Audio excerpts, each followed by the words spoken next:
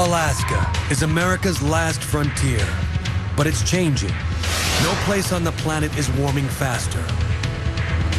Now, a team of scientists and filmmakers set out to document global warming and to see its impact firsthand.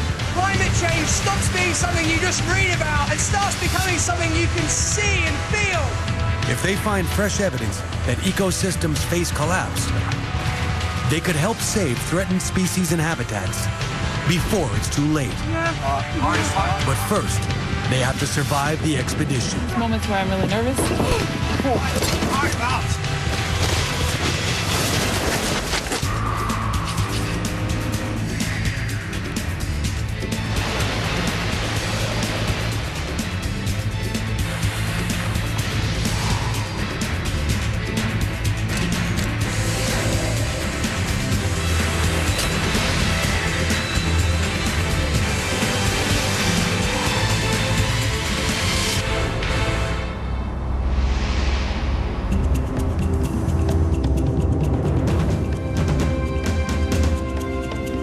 Southern Alaska, midsummer.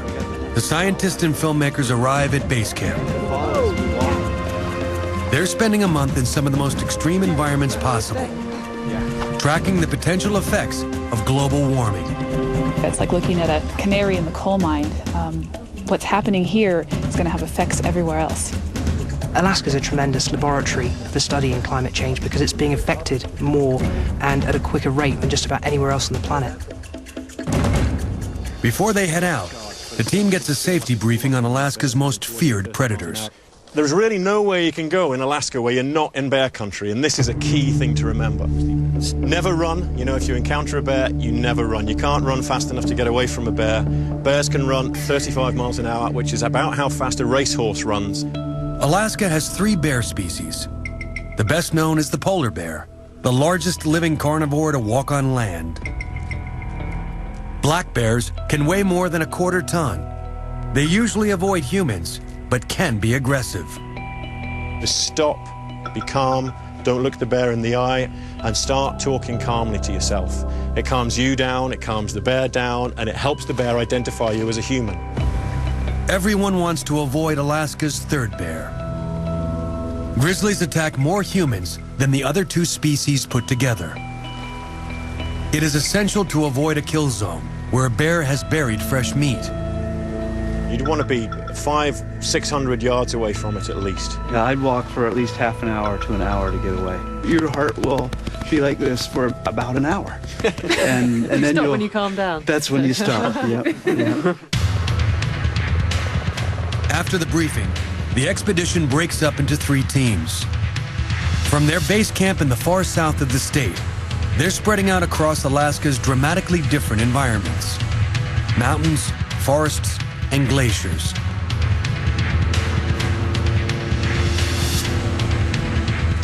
Expert climber Steve Backshall and Dr. Katie Walter are flying to the Juneau Icefield, one of North America's largest glacial systems. Steve's led climbing expeditions on 5 continents. He wants to see if global warming is having an effect on Alaska's ice. Right now we're over where the glacier terminates, and I'd really like to know if it's always ended here, or if, 10 years ago it actually ended way back there, or if it was up there, and how things are changing now that the climate's changing, because this is where you're really going to see those differences. Katie is a renowned expert on the Arctic tundra at the University of Alaska Fairbanks.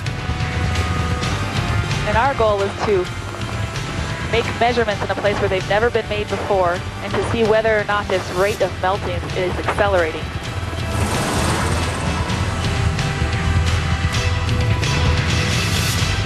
Look at that! Oh, wow. Most of Southeast Alaska's glaciers form here in the Juneau Icefield. These great rivers of ice flow down almost 5,000 feet to sea level. I think the scale of it is really what's so impressive.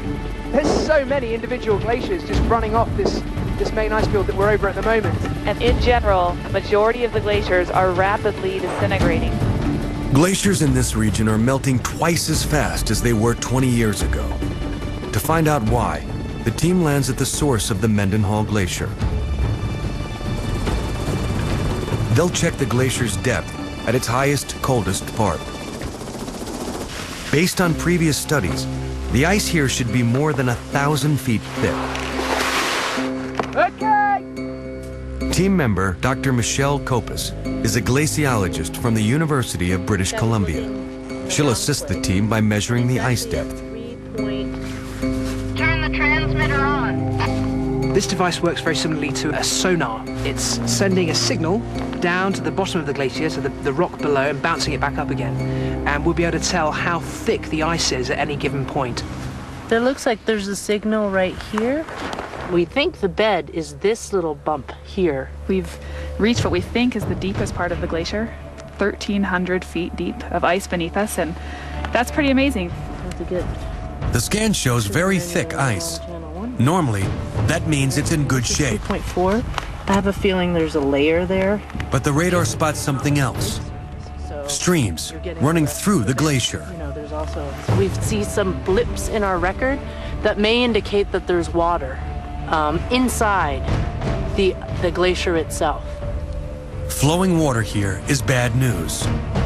Even at the top of this glacier, there's water running through the system, which means that the ice is melting and that this glacier is disappearing. If the water comes between the glacier and the rock below, it could act as a lubricant, speeding the glacier's trip to the sea, where it will melt quickly. To see if that's happening, the team must get inside the glacier. It's not long before they find meltwater flowing on the surface of the ice field.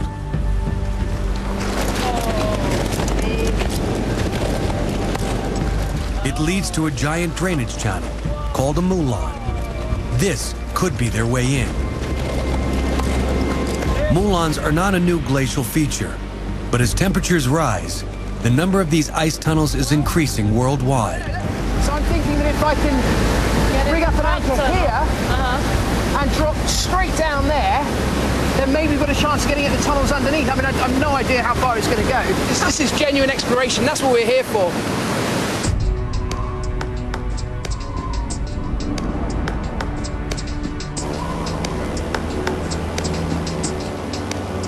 The second expedition team is entering America's largest national park, 13 million acres of mountain wilderness.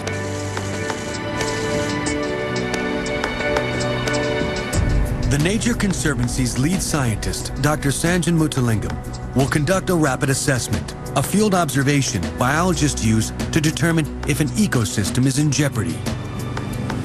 You've got this gigantic piece of wilderness.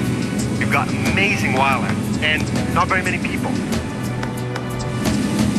Oh my God. Filmmaker Justine Evans is here to create a visual record of the species in the area.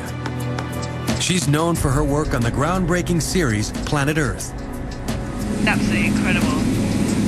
I've never been in such a huge wilderness before.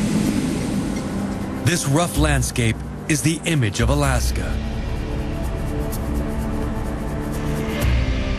The impact of the industrial world shouldn't have affected a place this remote.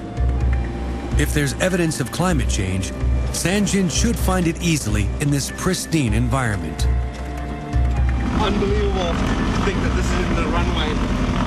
It's just giant tundra tires that he has on it, but my Land Rover could not get through this country.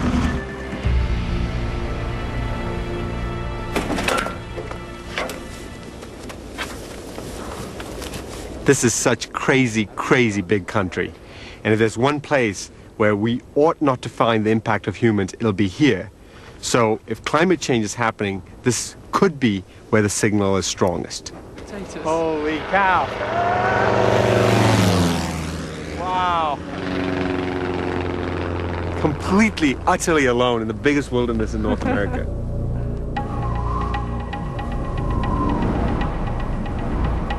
Back on the Juneau ice field, Steve and his team have found a moulin, a channel of meltwater flowing into the glacier. Moulins are dangerous to explore, and few climbers have been inside an active one. Steve wants to see if the meltwater could be flowing all the way to the bottom, helping to speed its descent into the sea.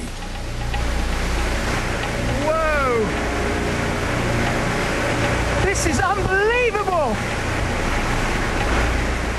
He is determined to follow the channel as far as he can. It's like a deep blue canyon! It goes on for miles!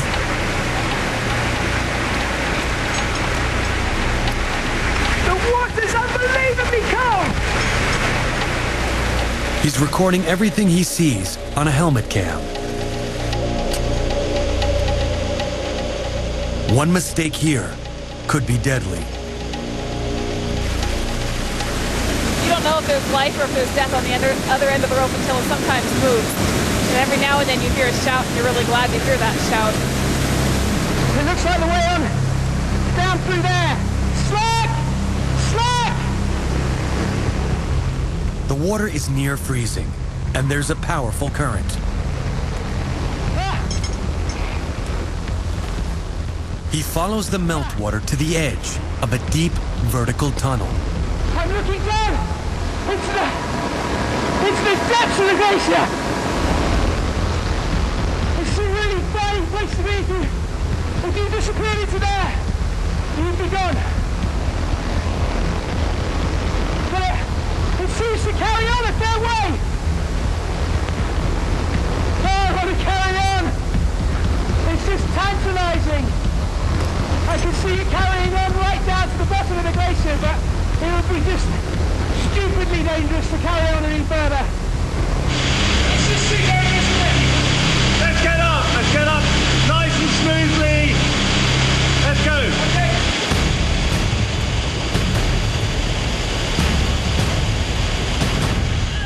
Climbing out is slick, dangerous, and exhausting. Steve needs room to maneuver and calls up for more rope.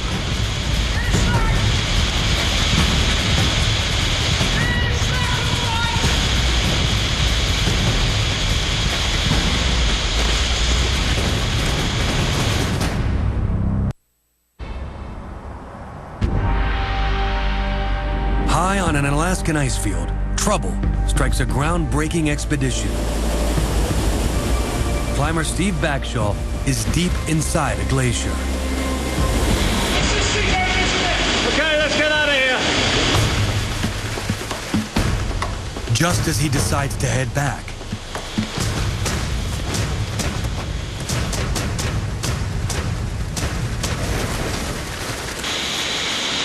Steve, are you okay?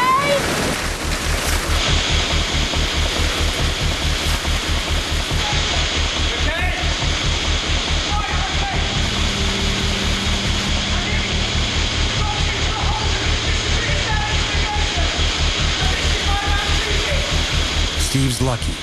There's no way to know how far he would have fallen inside the glacier. He's shaken, shivering, and exhausted. It's scary to know that he's down there under this tremendous waterfall, going down as far as your eye will take you, and then it disappears. It sounds like a train going by at full speed. Now, Steve has to find the energy to haul himself out.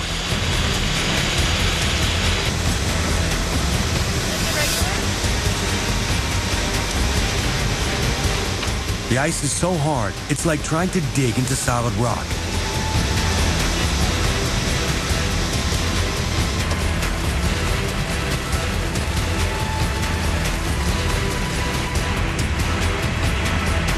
Whoa! That was hardcore.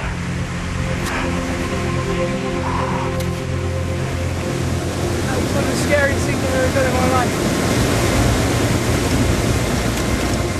You are a hero. Steve's near catastrophe won't keep the team from searching for another way inside the glacier. Oh, coming right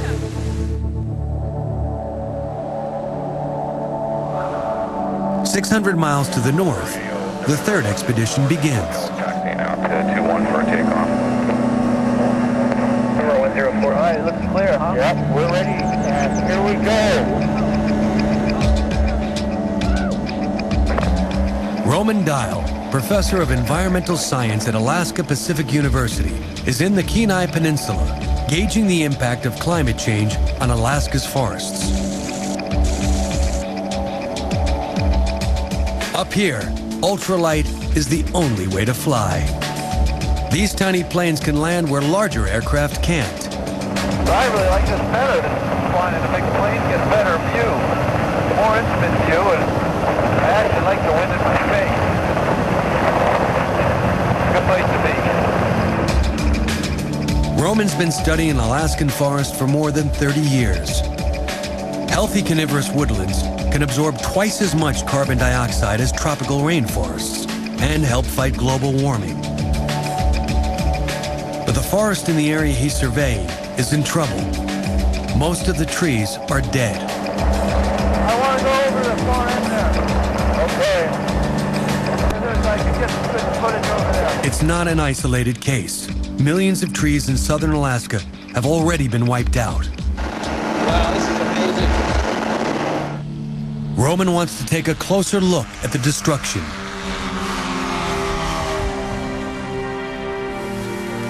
It doesn't take long to find the culprit. The spruce bark beetle. This is the size. Here, there's an area of 1, 2, 3, 4, 5, 6, 7, 8. 8 holes right here. What we're talking about are little tiny beetles this big, wiping out pretty much entire forests. The female beetles lay their eggs in the bark. The larvae hatch and eat the inside of the tree, killing it. Many of the insects die off in the cold months, but winter temperatures in Alaska have risen as much as 10 degrees in the last 40 years. Now, the beetle population has exploded. The beetles are reproducing twice as fast as they normally would, and the trees can't defend themselves, and whole forests have died. Once the beetles devour the trees, they fly off in search of healthy forest. It's sort of scary, really. This whole peninsula has been transformed by the spruce bark beetle, and instead of being a spruce forest, it might turn into a grassland. I don't know. Beetles already affect 10 million acres of Alaska. That's an area the size of the state of Maryland. It's pretty sad, really. These forests were magnificent. Now they have sort of a ghostly eeriness to them. Trees like these cover great stretches of Siberia, Europe, and Canada. If the beetles continue to spread, there's no telling how much forest they'll destroy.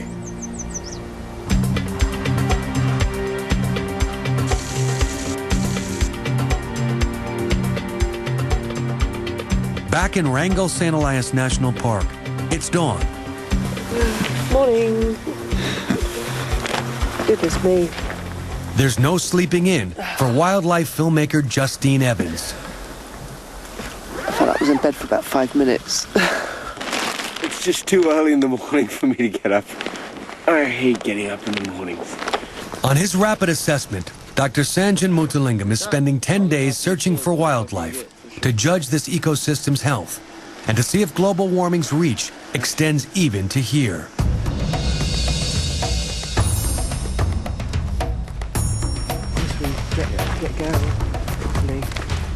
Right away, he, Justine, and a local guide find bear scat. A big bear? That's a big bear.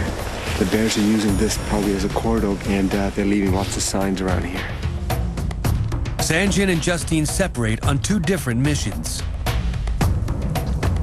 Justine sets up a filming platform to record what animals she can. With wildlife, you just got to put the hours in. Yeah, it's a waiting game. Long hours in the hide. For the next 4 days, Sanjan and the guide will trek through this wilderness, from valleys to ridgetops.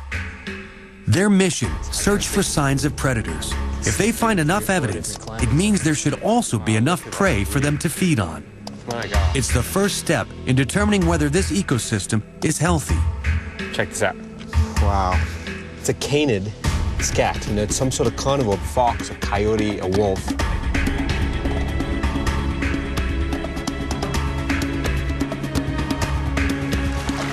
Wow. Take a look at this. The back paw of a grizzly bear. That is grizzly bear fur.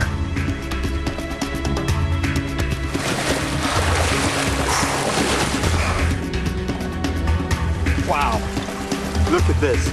Probably a black bear.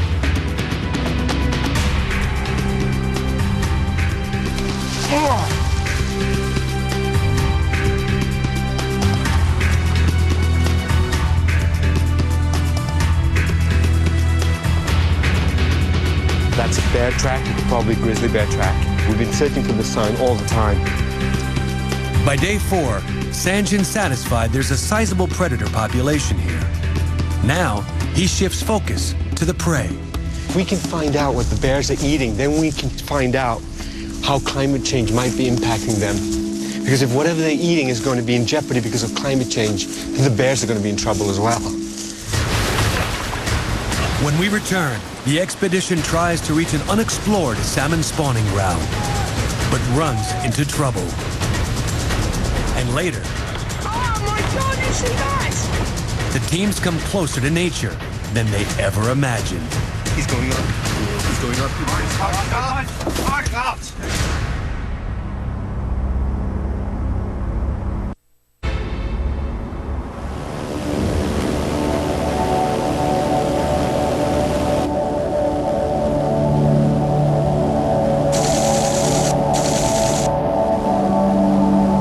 Professor Roman Dial is on a new mission, moving through a landscape he knows well, the Tongass National Forest. It's one of Alaska's wildest places, home to the Farragut River and its Class 5 rapids. The Farragut is one of Alaska's 10,000-plus major salmon rivers. No one has ever visited its spawning ground. Roman wants to be the first, along with Planet Earth cameraman Gordon Buchanan.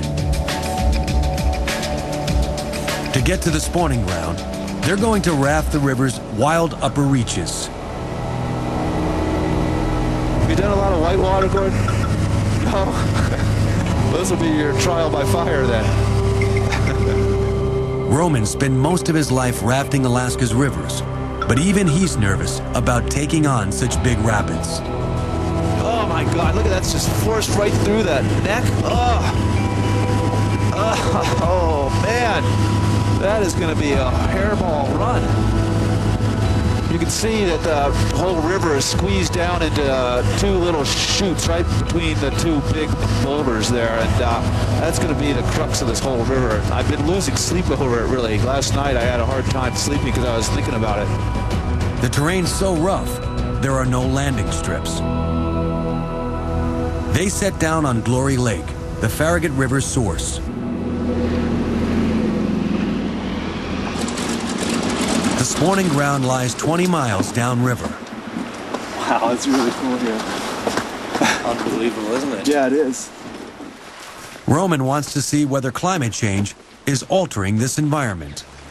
The main idea of being here is to see if we can detect or predict anything that might happen if the climate gets warmer, the waters get warmer, salmon populations drop, what might happen. The Farragut's one of the few places where 5 different types of salmon come to spawn. Since they're all cold water species, any increase in the river temperature could harm these fish. An experienced kayak team is accompanying Gordon and the supply raft. Roman's traveling in a one-man pack raft he helped to design. It's built to navigate Alaska's wildest rivers, but this trip will be a test. I do get my adrenaline going even thinking about rapids like the ones that are coming up. And the flow of the water is bigger than I normally paddle with this little boat. So it will be a challenge. It'll be a real challenge. The team has 3 days of whitewater ahead of them. Enjoy this open space while it lasts. As the river narrows, they hit Class 5 rapids.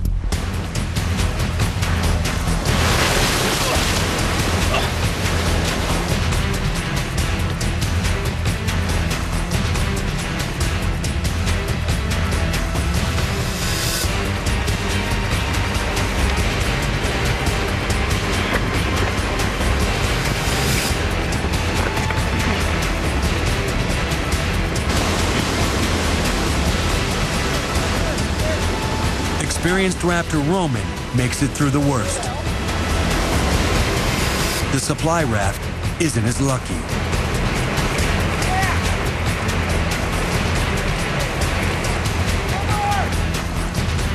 A crew member can't climb back in. She's helpless against the strong current.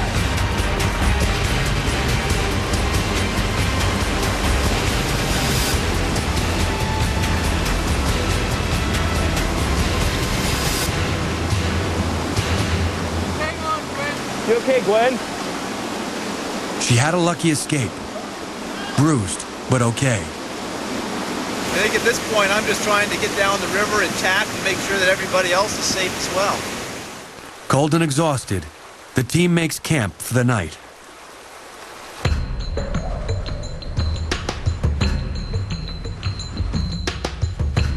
In Wrangell, St. Elias, Sanjan Mutsalingam is studying wildlife to see if global warming threatens this huge national park.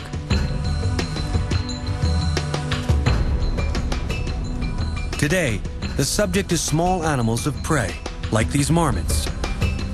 Animals down the food chain may feel the effects of climate change before the big predators do.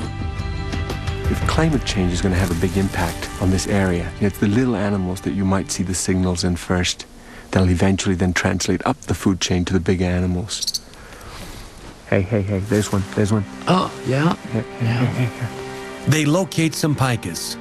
They're related to rabbits, but have much thicker fur and mostly live in cold mountain areas. Absolutely everything that lives up here, whether it's an eagle or whether it's a bear or whether it's a wolf or whether it's a coyote or a fox, everyone loves eating pikas. Hotter temperatures are forcing pikas uphill to cooler areas. But when they run out of mountain, they die. And as climate changes and things get much warmer, these are one of the animals that no doubt are going to be affected. In parts of this range, pika numbers have fallen 90%. This could put them in line to be the first species in the U.S. driven to extinction by climate change.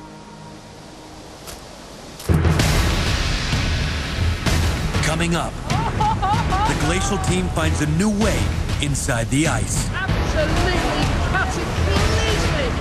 And Steve makes another dangerous descent.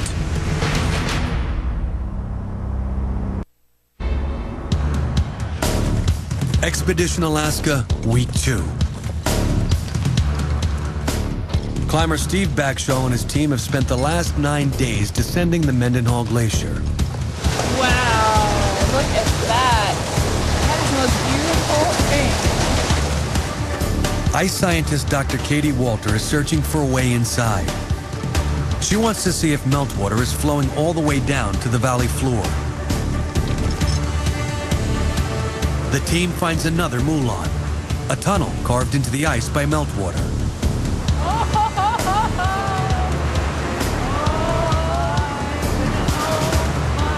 That is Grand Canyon. The water down there is extraordinary. You can see it rushing into an absolutely cataclysmic channel down there. Look at that. There is no way.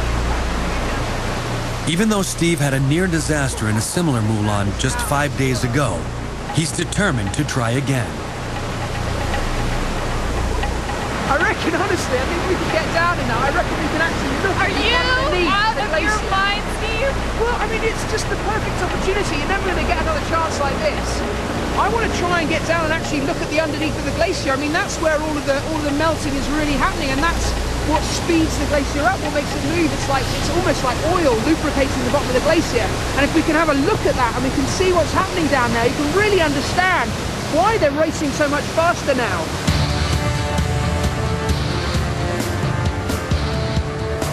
Katie believes that Alaska's accelerating glacial melt is contributing to rising sea levels around the world.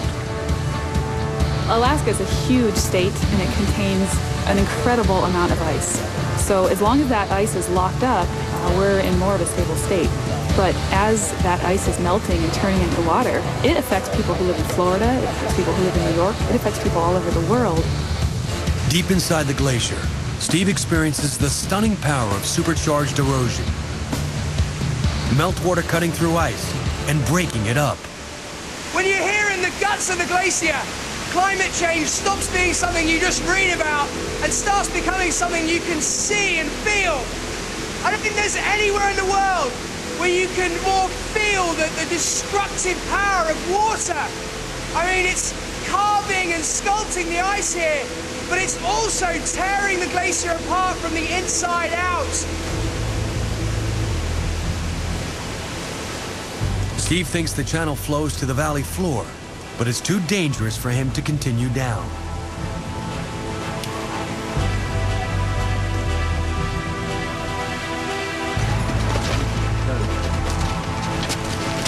The team only has one more day here.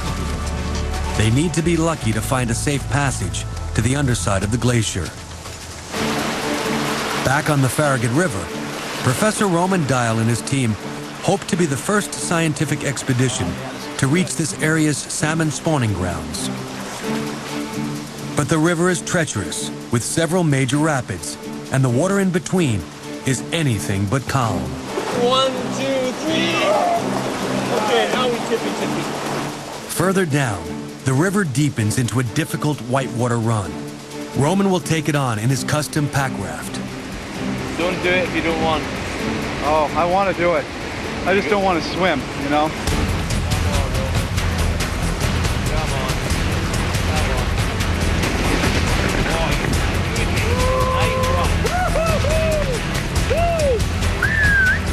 Yeah, that was impressive.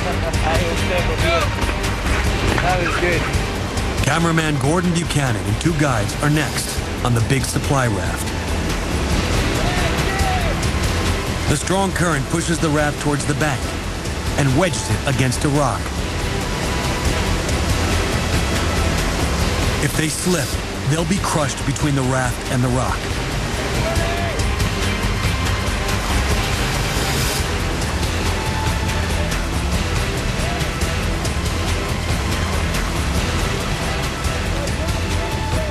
The force of the water finally pushes the raft free.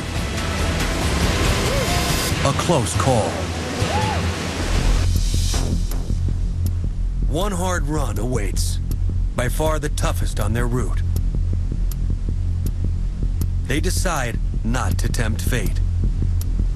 I think we took as big a risk as we should take today, and I know it's hard. It's really hard. The difficulty is to unload all this stuff, pack up the boats, and drag them across a mountain. It's hard going.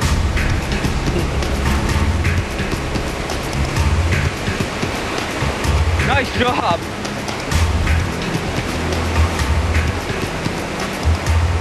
The team decides to cross the river by rope.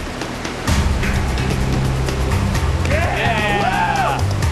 Nice work. It takes all morning to haul 3,000 pounds of gear across the raging torrent. Each member of the 9-person crew follows.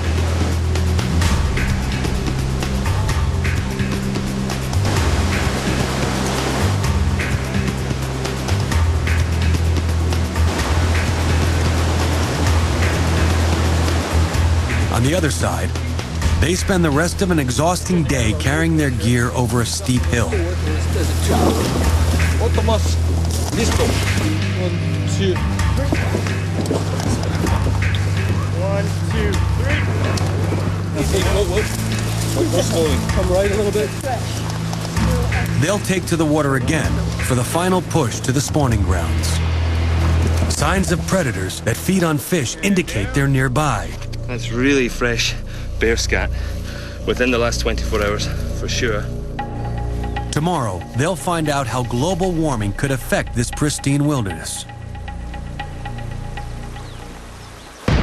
Next. Oh gosh, there they are. A spectacular encounter with a species on the edge. And a disturbing discovery underneath the ice. Lord, I'm not sure I want to spend a lot of time down here.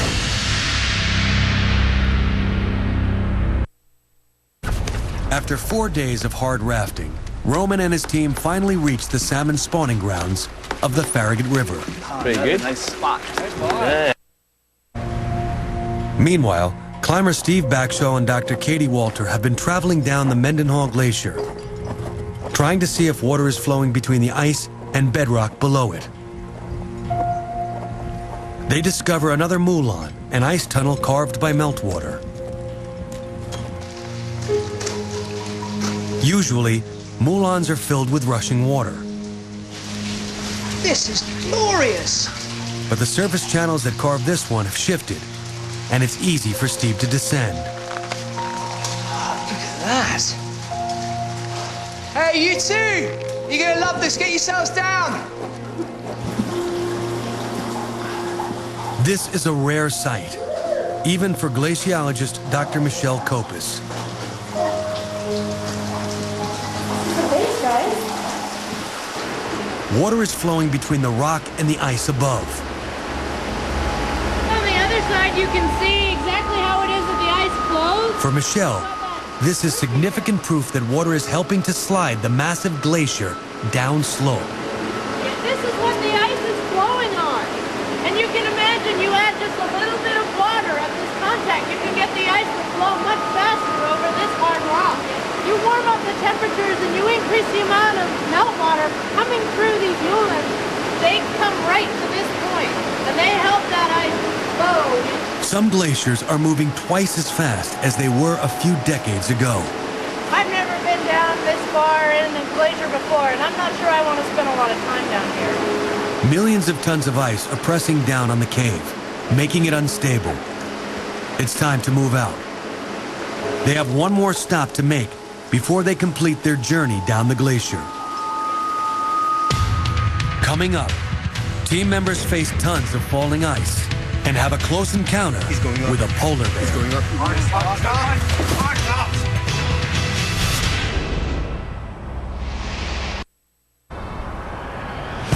The Alaskan expedition is now at its halfway point. So far, the teams have found clear evidence that pristine forests are being destroyed by climate change. They've explored a remote mountain ecosystem that could be under threat.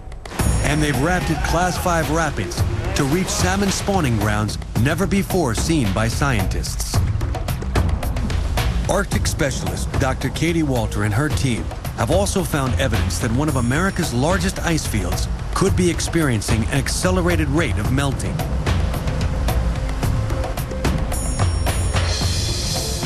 For almost 2 weeks, Katie's group has followed a trail of meltwater flowing under the Mendenhall Glacier. Now, they're tracking it to the tip of the glacier, where it drains into open water.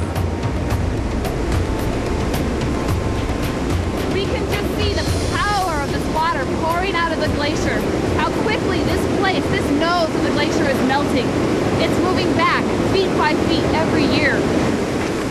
Steve is shocked to see such a flood of meltwater. The local guides have told him that just 12 months ago, it couldn't have been more different. The amazing thing about this waterfall is that just last summer, this was totally covered up by ice. This is the first year that it's been uncovered like this. And there's just a thundering amount of water coming through it. The team collects water samples from the glacier's tip, which they'll take back for analysis. Usually, meltwater from a glacier like this moves so slowly that it picks up sediment along the way. This water is clear, and that's troubling. The fact that the water in these bottles is clear is pretty significant. It tells us there's a lot of meltwater in the system. The ice is melting much faster than we can add mud or debris to the water. Although the mission is a success, it's also bad news. The team has found indications that the glacier's melting faster than ever before. For them, it's positive proof of the impact of global warming. It's a sobering end to the first half of Expedition Alaska.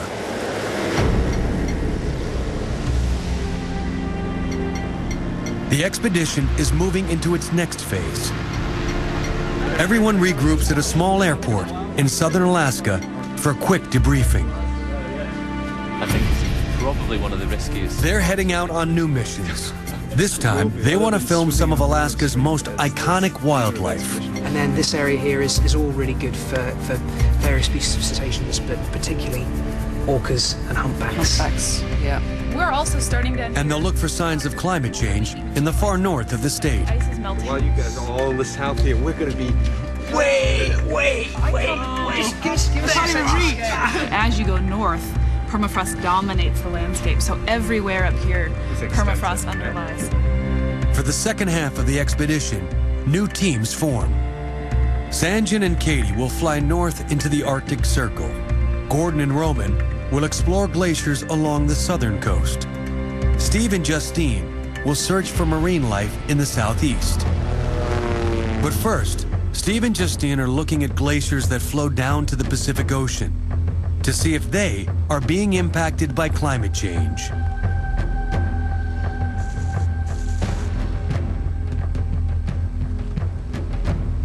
Less than 20 years ago, ice towered where Steve's standing. This is really where you can see climate change happening. I mean, just within living memory, the glacier itself was way back there, and you can see how far it's retreated to here. And it's going to carry on going all the way back there as global warming continues to happen. This is a dangerous place to be. The water is strewn with chunks of ice over 50 feet across. If one rolls over, it could capsize the kayak. But the real threat is the glacier itself. The face is 200 feet high, the height of a 20-story building. A massive block of ice could fall at any time and swamp the kayak.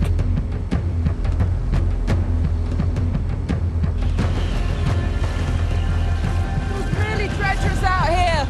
We're as close as we dare get to the glacier now. The wind is howling. The huge lumps of ice keep falling off the glacier. It really feels like we're at the front line of climate change. As they get near to the glacier, the wind picks up and the temperature drops. It's a drastic change from just about 10-15 minutes earlier. In amongst the ice, the water was flat calm, but all of a sudden we break through the last lead of bergs, and there's this fierce katabatic wind coming down off the glacier, which is whipping up the sea, freezing cold. But the big danger really is some of those huge seracs at the snout of the glacier coming off. Any of those come off now, and we're in big trouble.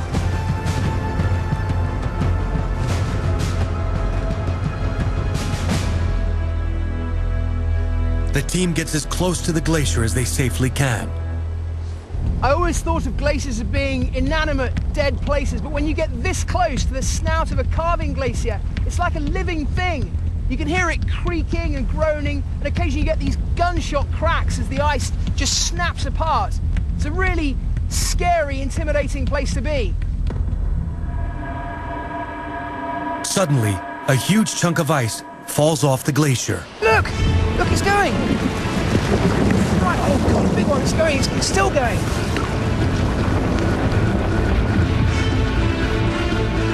As much as 6 miles of ice breaks off glaciers in this area every year. That's more than 3 times faster than in 1980. Scientists are calling this a catastrophic retreat. And every chunk of ice that melts here raises the global sea level. Coming up, the expedition teams push further into Alaska's wilderness.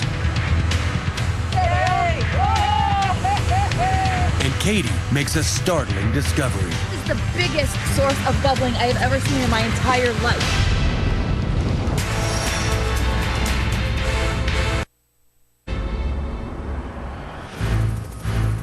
Day 15 of the expedition. Sanjin and Katie are flying over Arctic tundra. Dotted with bogs and lakes, this vast treeless plain covers 1/5 of the Earth.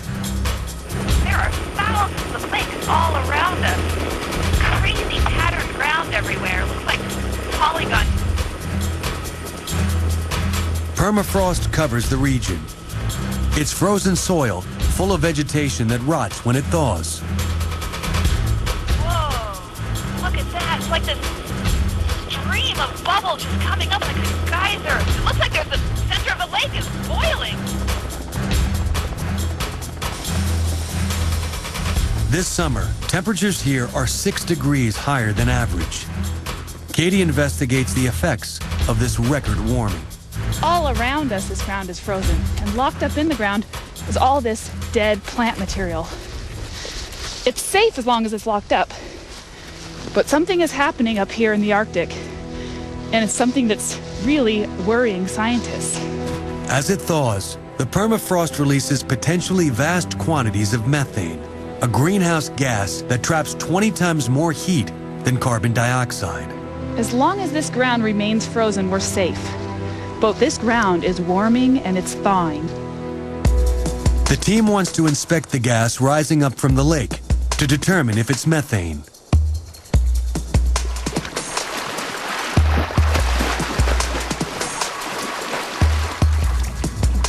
The water is barely above freezing.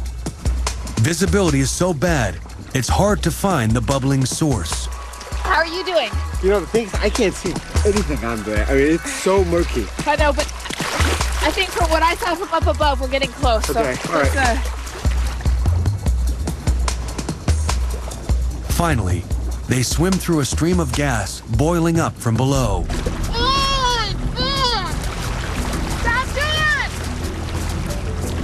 Katie surveyed thousands of Arctic lakes, but this much gas is a huge shock. I have never seen anything like this. Yeah. This is the biggest source of bubbling I have ever seen in my entire life. Wow. You know, and I'm not kidding you, when you go over it, if you do take a breath, it stinks. It does catch in your mouth. I mean, it catches in your chest. You don't want to breathe that, Sanjay. Yeah, it absolutely feels like you're choking. And there's a huge sulfur smell that just, you know, you can just smell, it's like rotten eggs.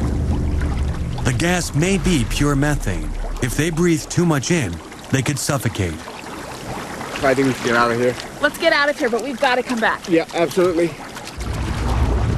Katie wants to collect the gas and test it to be sure it's methane. They head back to shore to get the equipment they'll need. 800 miles south, a third expedition team is kayaking through Kenai Fjords National Park.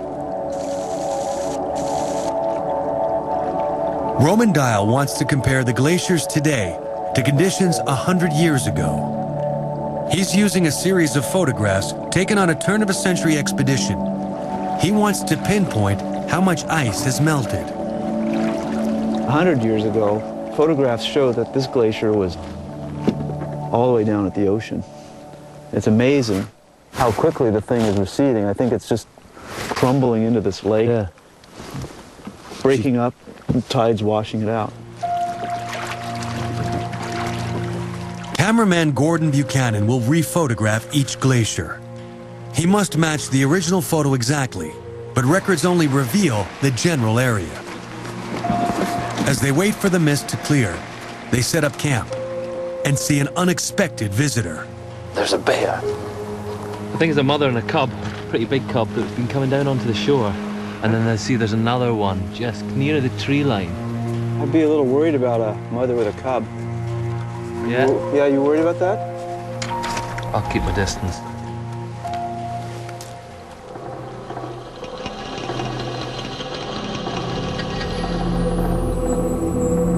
Sanjin and Katie are heading back to the center of a shallow lake where a huge stream of gas is bubbling. It could be methane, a notorious greenhouse gas. The worst thing in the world is putting on a wet wetsuit in the cold. That is truly maybe the worst thing in the world. You are one dedicated scientist, I tell you that. Well, Sanjin, let me tell you. You could be on the world's dirtiest jobs. This is the last thing I want to do too. You know, it's gotten pretty cold. The wind is strong. It is hypothermic, but we have to get some of this gas. I'm not leaving this lake without it. Thanks for being in it with me.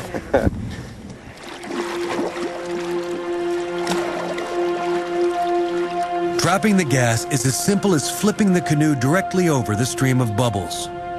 This forces the gas out through the drainage plug at the bottom of the canoe. Are we over the vent? Yeah. Whew, I'm smelling it. Absolutely. It only takes a few minutes to fill 5 big bags. Okay, I think that's gonna do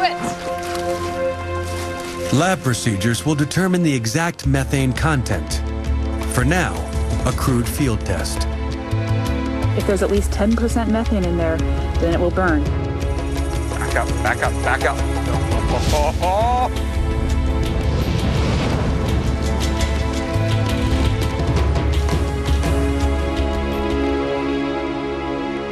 Imagine all of that from lakes like this, methane just going up into the atmosphere. That is incredible. Scientists have no idea how much methane is coming out of these lakes. And you know what, Sandra? That methane's going up. We don't light it on fire, but this much methane, much more than this, is going up every day into the atmosphere, every second. If higher temperatures continue to thaw Alaska's tundra, billions of tons of methane gas could escape into the atmosphere, escalating global warming in ways scientists haven't yet calculated. This isn't taken into consideration yet in the climate change models, so our projections of how warm the Earth can get can be way underestimated. The Earth might get a lot warmer than we thought because of methane. It's kind of like a ticking time bomb waiting to go off. Coming up, Steve and Justine face one of Alaska's biggest predators. Okay, Bear, don't come any closer.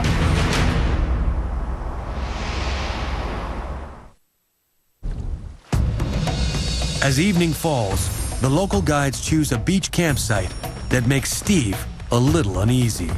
The tides here are remarkably heavy. They go up and down over an immense span, plus the fact that we've got loads of bear prints running right through our camp. Otherwise, it's great. The view is out of this world.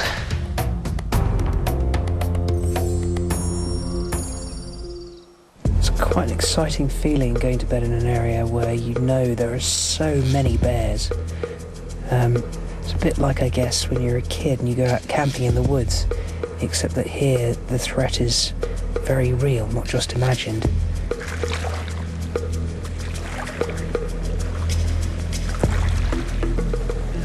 You'd have to move your tent. Why would happening? We've been floating. Not yet. We've got about a foot to go, but it's only 1 o'clock, so... Cool.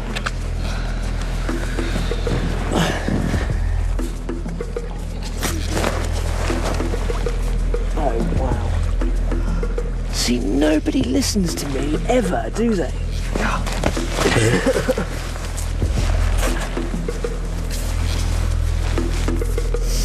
I would never, ever say I told you so. Never. I'd never say it. Except this one time.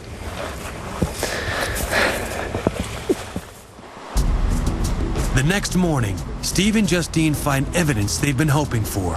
Scrapes showing grizzly bears near camp. Have you seen all the bear scratches on this log? Justine's anxious to film them. She's filmed all around the world, but she's never seen a grizzly. Look at these ones, they're classic. You can clearly see the way it's put its whole paw down here. Yeah. We are certainly in a bear's place. And there's just little tattered bits of salmon everywhere.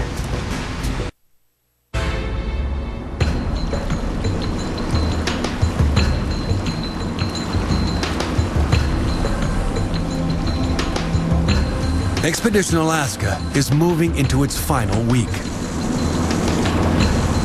That's perfect. Beautiful. Professor Roman Dial is still trying to find the exact spot where a scientific team photographed a glacier nearly a century ago. He and cameraman Gordon Buchanan think they're close. Yeah. They hope to compare the glacier today with the old photo to see what's changed. The last 30 years have been 30 of the warmest years ever recorded in Alaska. And with the warming, what we've seen is a lot of glacial retreat. So we're here to try to document how much ice is actually broken off, melted, or otherwise pushed back. And one of the ways we're going to do that is to take these photos that were taken in 1909 and try to do some repeat photography. On the right-hand side, can we see... Oh yeah, we've got that kind of bump, and then it goes up. I reckon that's it. Hard to tell because so much ice is missing. You know, as the climate's warmed, as Alaska's got hotter, these glaciers are just pulling back. I find this quite weird 100 years on from that somebody with, you know, a huge camera, probably twice the size of this, taking the very same shot. Kind of eerie in a way. It is. And probably in 100 years' time, someone else is going to be standing here. And they'll probably be Yeah, it was that guy, Buchanan. Buchanan and Dial did it 100 years ago. And they'll probably come 100 years from now and there won't be any ice left. See it? Yeah, just trying to... Gordon matches the shot to the photo taken in 1909. Pretty much got where that meets. On the left-hand side, okay. Yeah, got it. Wow, it's just incredible. It's not even like looking at the same place. The difference is stark and sobering. Millions of tons of ice have melted and flowed into the Pacific Ocean. To Roman, the change is shocking. He first saw this glacier as a 13-year-old boy. I'm both frightened and saddened by the changes, to see so much dramatic change in my own life. Roman and Gordon head out. They have 2 more photos to compare to complete their mission.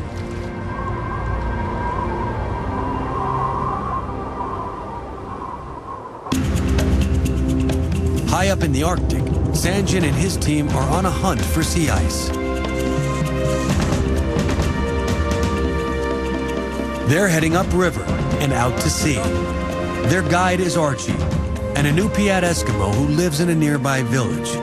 His people are some of the first to really feel the impacts of climate change. The weather's getting hot, we're getting strange weather, all kinds of weather coming on, hot.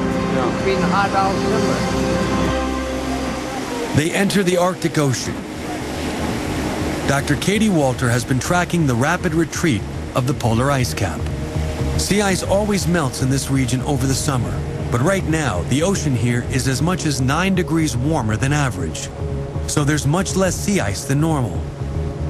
If this had been 10 or 20 years ago, chances are we would be running into big blocks of old ice, still hanging around in the middle of summer. During the 2007 seasonal melt, sea ice dropped to its lowest level since satellite measurements began in 1979.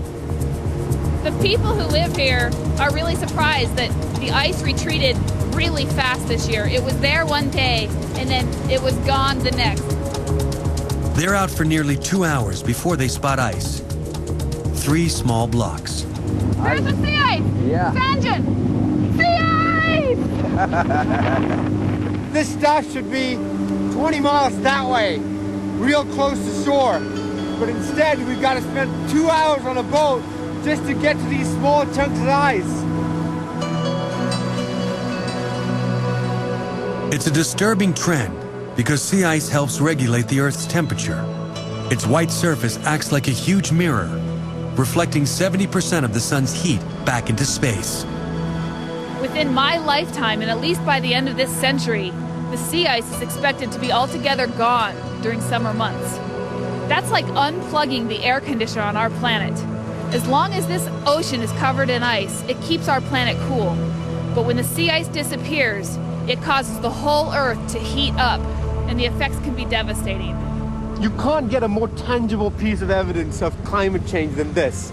A chunk of sea ice that really should be frozen right now, just melting right there. It's also going to have a devastating impact on the marine mammals that live out here, particularly the polar bears and the seals and walrus. Because this ice provides a stable platform upon which the animals can walk, and they can use it to rest, and of course they can use it as a platform from which they can hunt. When the ice goes, these animals disappear as well. Coming up, the expedition has a close call with one of the predators most affected by climate change in Alaska.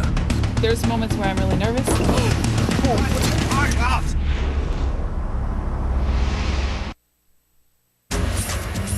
On the Kenai Peninsula, Roman and Gordon are comparing vintage photos with modern glaciers.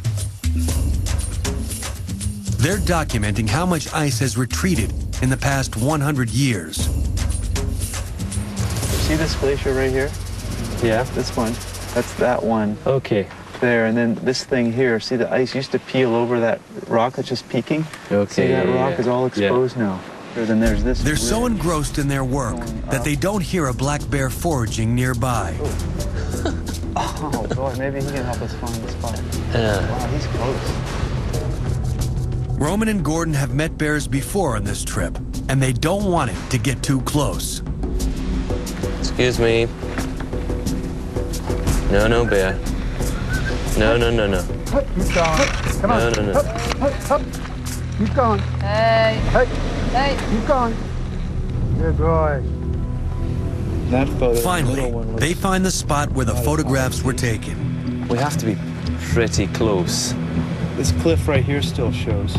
Don't you think that's... Yeah, you're right, you're right. They compare today's landscape with the one 100 years ago.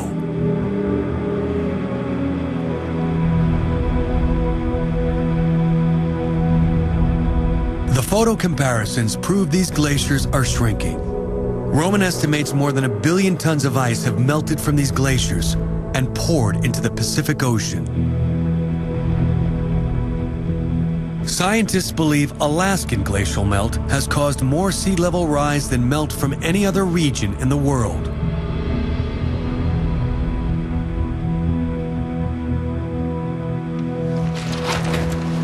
Roman and Gordon's final mission succeeds in adding to the growing proof of climate change.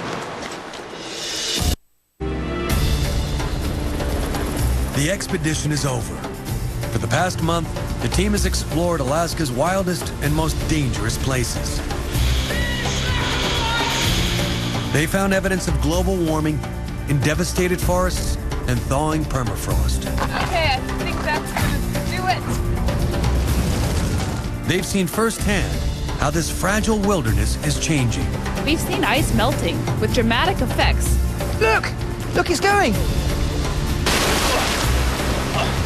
I'm both frightened and saddened to see so much dramatic change in my own life. And their journey has yielded fresh proof that ecosystems could collapse. Conservationists are now calling for the polar bear to be classified as threatened under the Endangered Species Act, the first species to be listed because of global warming.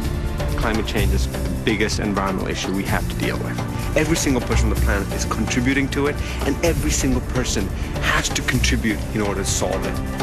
The team believes urgent action is needed to save this threatened wilderness before time runs out.